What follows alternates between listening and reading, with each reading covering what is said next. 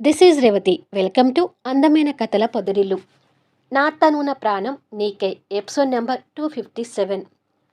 ఐశ్వర్య నిలయంలో ఎనిమి కూడా రెడీ అవుతుంటే కళ్యాణ్ వచ్చి అడావిడి చేస్తూ, ఇంకెంతసేపు రెడీ అవుతావు ఎనిమి, టైం అవుతుంది అంటూ తొందర పెడుతుంటాడు. ఆగు కళ్యాణ్, అయిపోతుంది. మగవాళ్ళంటే ప్యాంటు షర్టు సూటు వేసుకోగాని సరిపోతుంది కానీ ఆడవాళ్ళు అలా కాదు కదా, అన్నీ మ్యాచింగ్ చూసుకొని రెడీ అవ్వాలి అంటూ రెడీ అవుతుంటుంది.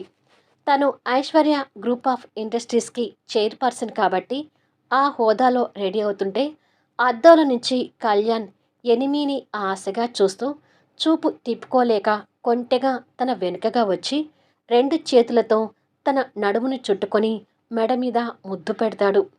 ఒక్కసారిగా అలా టచ్ చేసేసరికి ఎనిమి ఉలిక్కిపడి అద్దంలో నుంచి కళ్యాణ్ని చిరుకోపంతో చూస్తూ, నాకు లేట్ అవుతుందని తిడుతూనే మధ్యలో మళ్ళీ నీ రొమాంటిక్ వేషాలు ఏంటి స్వీట్ మెంటలోడా అని అడుగుతుంది. తన మెడ మీద ముద్దు పెడుతున్న కళ్యాణ్ చిన్నగా కొరికి, నేనిలా చూస్తుంటే వదిలిపెట్టబుద్ధి కావట్లేదెనిమి అంటూ తన నడుముని ఇంకా బిగిస్తాడు. నువ్విలా చేస్తుంటే నేను రెడీ అయినట్టే అంటుంది. అబ్బా ఎనిమి, అలా అనకు, నేను చేసేది చేస్తాను, నువ్వు రెడీ అయ్యేది రెడీ అవ్వు అంటూ మునివేలని తన నడుము మీద పెట్టి రాస్తుంటాడు. ఆ గిలిగింతలకి అంటూ అరిచి, అయ్యో నువ్విలా చేస్తుంటే ఇంకా నేను ఎక్కడ రెడీ అవ్వను అంటూ చిలిపిగా విసుక్కుంటుంది.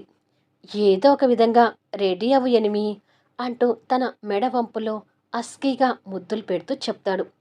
ప్లీజ్ కళ్యాణ్, తర్వాత లేట్ అవుతుందని మళ్ళీ నువ్వే నన్ను తిడతావు, నన్ను వదులు అని అంటుంది. అయితే ఒక ముద్దు పెట్టుకొని వదులుతానులే అంటూ తన్ని ముందుకు తిప్పుకుంటాడు. సరే పెట్టు అంటూ బుగ్గ చూపిస్తుంది.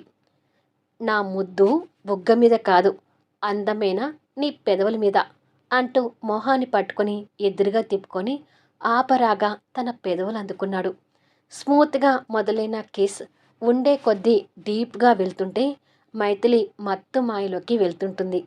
ఆపరాగా తన పెదవులు కొరుకుతూ కిస్ చేస్తుంటాడు రొమాంటిక్ మెంటలోడు. ఇక అంతకంటే ముందుకు వెళ్తే తనని వదలడు అని కళ్యాణ్ కూడా అర్థమై ఈవెంట్కి అటెండ్ అవ్వాలని ఉద్దేశంతో సడన్గా మైథిలిని వెనక్కి నెడతాడు. ఒక్క ఉదుటిన వెళ్ళి వెనక్కి ఒర్లుతుంది మైథిలి. గోడ పట్టి తట్టుకొని నిలబడి, ఏంటి మెంటలోడా నన్ను అలా నెట్టావు అని అడుగుతుంది ఆశ్చర్యపోతూ. అవతల ఫంక్షన్ టైం అవుతుంటే ఇప్పుడు రొమాన్స్ ఏంటి, బుద్ధి లేకపోతే సరి, త్వరగా రెడీ అవ్వు అని చెప్పి రూమ్ నుండి జారుకున్నాడు. మైథిలి తెల్లమొహం వేసుకొని, అమ్మ రొమాంటిక్ మెంటలోడా, చేసిందంతా చేసి చివరికి నాకు బుద్ధి లేదంటావా, ఇవాళ రాత్రి చెప్తాను నీ సంగతి అని అనుకొని నవ్వుకుంటూ అద్దం ముందుకు వెళ్ళి లైట్గా వాచిన పెదవులను చూసుకొని, అబ్బా ఈ రొమాంటిక్ మెంటలోడికి నేను కాబట్టి సరిపోతుంది, ఇంకొకటైతే ఈ రొమాంటిక్ వేషాలకి తట్టుకోలేక పెళ్ళైన 3వ రోజు దుకాణం సర్దుకునేది అని అనుకొని వాచిన తన పెదవుల మీద లైట్ లిప్స్టిక్తో కవర్ చేస్తూ రెడీ అవుతుంటుంది. కొద్దిసేపటికి ఇద్దరు బయలుదేరుతూ అను పాపని రాములమ్మకి అప్పజెప్పి చెర్రీ హోంవర్క్ చేసుకుంటున్నాడు. కొద్దిసేపటికి డిన్నర్ పెట్టమని రాములమ్మకి చెప్పి ఇద్దరు కారులో బయలుదేరుతారు. ఇక మోహన్ కూడా రెడీ అయ్యి కిందికి వస్తుంటే అప్పటికే శ్రేయ కూడా రెడీ అయ్యి మోహన్ దగ్గరికి వచ్చి, ఇక వెళ్దామా మోహన్ అని అడుగుతుంది. తను రెడీ కావడం ఆశ్చర్యంగా చూస్తూ, నువ్వెక్కడికి అని అడుగుతాడు. అదే BL group of industries function ఉంది కదా, అక్కడికి అని అంటుంది. నేను నిన్ను తీసుకెళ్తానని చెప్పలేదు కదా, మరి ఎందుకు రెడీ అయ్యావు అని అడుగుతాడు. నాకు ఇన్విటేషన్ వచ్చింది, బయలుదేరాను, ఎలాగో నువ్వు వెళ్తావు కదా అని నీ కోసం వెయిట్ చేస్తున్నాను అని అంటుంది. నువ్వు ఏ బిజినెస్ చేస్తున్నావని నీకు ఇన్విటేషన్ రావడానికి అని అడుగుతాడు ప్రశ్నార్థకంగా. నేను బిజినెస్ చేయకపోయినా ఫ్రెండ్గా జెస్సీ నాకు ఇన్విటేషన్ పంపించింది, తనే కదా ఆ కంపెనీకి కాబోయే మేనేజింగ్ డైరెక్టర్, అందుకే నేను కూడా ఆ ఫంక్షన్కి రావాలని రెడీ అయ్యాను అంటుంది. ఓహో అలా వస్తున్నావా, అయితే నువ్వు వేరే వెహికల్లో రా, నేను నా వెహికల్లో వెళ్తాను అంటాడు. అమ్మో! చీకట్లో వేరే వెహికల్లోనా? నేను రాలేను. నాకు భయం అంటుంది. నీకు భయపడటం కూడా తెలుసా? అని అడుగుతాడు కాస్త వెటకారంగా. నేను సగటి ఆడపిల్లని. నాకు భయాలెందుకుండవు? అంటుంది తను కూడా కోపం చూపిస్తూ. పర్వాలేదు. ఆడపిల్లవన్న విషయాన్ని గుర్తుపెట్టుకున్నావు. సరేలే, రోజులు బాగలేవు. నిన్ను ఒంటరిగా వెళ్ళమటం కరెక్ట్ కాదులే. పద అంటూ బాబుని పని మనిషికి అప్పజెప్పి వాళ్ళు కూడా బయలుదేరుతారు. ఇక ఆర్య కూడా రెడీ అయ్యి సాక్షి కోసం వెయిట్ చేస్తూ ఇంకా ఎంతసేపు వెయిట్ చేయాలి అని కసిరింపుగా అడుగుతాడు. వచ్చేస్తున్నాను అంటూ సాక్షి మంచి శారీలో రెడీ అయి అక్కడికి వచ్చి ఇక వెళ్దామా అని అడుగుతుంది. అందంగా కనిపిస్తున్న భార్యను చూస్తూ నిజానికి నిన్ను తీసుకువెళ్ళటం నాకు ఇష్టం లేదు. కాకపోతే నువ్వు బాధపడతావని ఏదో జాలితో తీసుకువెళ్తున్నాను అంటూ ఫోజులు కొడతాడు. తీసుకువెళ్ళేది నువ్వు నన్ను కాదు, నేను నిన్ను తీసుకువెళ్తున్నాను అంటూ అక్కడ ఉన్న తన కార్ కీస్ తీసుకుంటుంది. అంటే నాకిక్కడ కార్ లేదని నువ్వు ఫోజు కొడుతున్నావా అని అడుగుతాడు కోపంగా. ఫోజులు కొట్టేది నేను కాదు, నువ్వు. రా వెళ్దాం. లేట్ అయితే నిన్ను వదిలేసి వెళ్ళిపోతాను అంటుంది బయటికి నడుస్తూ. అమ్మో, ఆ పని చేయకు. నాకు కరెక్ట్గా రూట్ కూడా తెలీదు అంటూ తన వెంట వెళ్తాడు. ఇలా 3 కార్లు ఫోన్లో మాట్లాడుకుంటూ బయలుదేరుతున్నాయి. అలా ఒకేసారి వాళ్ళ 3 కార్లు వచ్చి అక్కడ ఆగుతాయి. అందరూ ఒకరికొకరు మీట్ అయ్యారు. కళ్యాణ్ ఇంకెవరి కోసమో చూస్తుండగా, ఎవరి కోసం చూస్తున్నావు కళ్యాణ్ అని అడుగుతాడు మోహన్. క్రాంతి భాను రావాలి, వాళ్ళ కోసం వెయిట్ చేస్తున్నాను అని కళ్యాణ్ అంటూ క్రాంతికి ఫోన్ చేస్తాడు. ఆన్ ది వే సార్, మీరు లోపలికి వెళ్ళండి. భాను నాకు తోడుగా ఉంది కదా, వచ్చేస్తాను అంటుంది క్రాంతి సూర్య ఆటోలో కూర్చొని కాల్ మాట్లాడుతూ. సరేనమ్మా, నీ కోసం లోపలికి వెళ్ళి వెయిట్ చేస్తుంటాము అని చెప్పి కళ్యాణ్ ఫోన్ పెట్టేసి వెళ్దాం పదండి అని చెప్పి అందరూ లోపలికి వెళ్తుంటారు. వాళ్ళు అలా లోపలికి వెళ్ళగానే సూర్య ఆటో వచ్చి అక్కడ ఆగుతుంది. భానుతో పాటు క్రాంతి కూడా ఆటో దిగి ఫంక్షన్ అయిపోగానే ఫోన్ చేస్తాను సూర్య, వచ్చి మమ్మల్ని తీసుకువెళ్ళు అంటుంది. సరే క్రాంతి, ఈలోపు ఇక్కడేమైనా బేరాలు ఉంటాయేమో చూసుకుంటానులే అని చెప్పి సూర్య అక్కడ జరుగుతున్న గ్రాండ్ ఫంక్షన్ ఆర్భాటాలను చూస్తూ ఆటోలో వెళ్తుంటాడు. సూర్య వాటివైపు ఆశగా చూడటం క్రాంతి మనసులో చిన్న బాధగా అనిపించి ఆటో వెళ్ళిపోగానే పద భాను అంటూ క్రాంతి భాను లోపలికి వెళ్తారు. కళ్యాణ్ వాళ్ళందరూ ఎంట్రన్స్ దగ్గరికి వెళ్ళేసరికి గెస్ట్లని రిసీవ్ చేసుకుంటూ పరశురామ్ జెస్సీనే ఎదురవుతారు. ఏదో మోడలింగ్ కాంపిటీషన్కి రెడీ అయి వచ్చినట్టుగా తోకలు ఈకలు వేలాడబడే ఫ్యాషన్ డ్రెస్ ధరించి ముఖానికి ఇంత మందాన మేకప్ లిప్స్టిక్తో రెడీ అయి ఏ స్టైల్ని కూడా అంతా ఉంగరాలమయం చేసి కొన్ని ఉంగరాలు మొహం మీద వేలాడపడేటట్టుగా ఏ స్టైల్లో కనిపిస్తూ విచిత్రంగా కనిపిస్తుంటుంది జెస్సీ. అందరితో పాటు వీళ్ళు కూడా జెస్సీని కాస్త విచిత్రంగానే చూస్తుంటారు. ఇదేంటి మైథిలి, తను ఇంత ఓవర్గా ఉంది అని అడుగుతుంది సాక్షి మైథిలికి మాత్రమే వినిపించేటట్టుగా. నాకు అలాగే ఉంది. ఇది కాబోయే ఎండీ లాగా లేదు. ఇక్కడ ఏదో డ్యాన్స్ చేయడానికి వచ్చినట్టుగా క్లబ్ డ్యాన్సర్ లాగా కనిపిస్తుంది అని అంటుంది మైథిలి. శ్రేయాకి కూడా అలాగే అనిపిస్తున్నా స్నేహితురాల్ని మెచ్చుకోకపోతే బాగోదని ఇవాళ చాలా అందంగా ఉన్నావు జెస్సీ అని అంటుంది. థ్యాంక్ యూ, నేనెప్పుడైనా బ్యూటీనే అంటూ పొగ్గరిగా సమాధానం చెప్తుంది. తన వేషధారణే విచిత్రంగా కనిపిస్తుంటే శ్రేయ తనని మెచ్చుకోవటం చూసి మోహన్ తన వైపు ఒక్క చూపు చూస్తాడు. ఆ చూపుకి శ్రేయ భయపడుతూ సైలెంట్ అవుతుంది. జెస్సీ అందరినీ పొగరుగా చూస్తుంటే పరశురామ్ మాత్రం పొగరుగా నవ్వుతూ హాయ్ కళ్యాణ్, మీకోసమే ఎదురు చూస్తున్నాము అంటాడు. ఆహా, అంతగా మా కోసం ఎదురు చూస్తున్నారా అని అడుగుతాడు కళ్యాణ్ ఆ పొగరికి వ్యంగ్యంగా ప్రశ్నిస్తూ. అవును, ది గ్రేట్ ఇండస్ట్రియలిస్ట్ భరద్వాజ్ గారి కంపెనీకి నా కూతురు ఎండీ కాబోతున్నందుకు నిజంగా తన అదృష్టం కదా.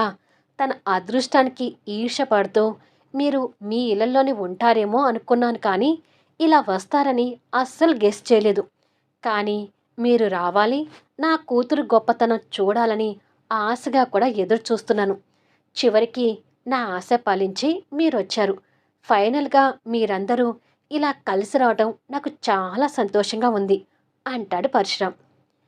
"మీ సంతోషానికి మా ధన్యవాదాలు. కానీ మిమ్మల్ని ఏదో సంతోషపరచడానికని మేము రాలేదు. ది గ్రేట్ ఇండస్ట్రియలిస్ట్ భరద్వాజ్ గారి ఇన్విటేషన్‌ని గౌరవిస్తూ వచ్చాము" అంటాడు కళ్యాణ్.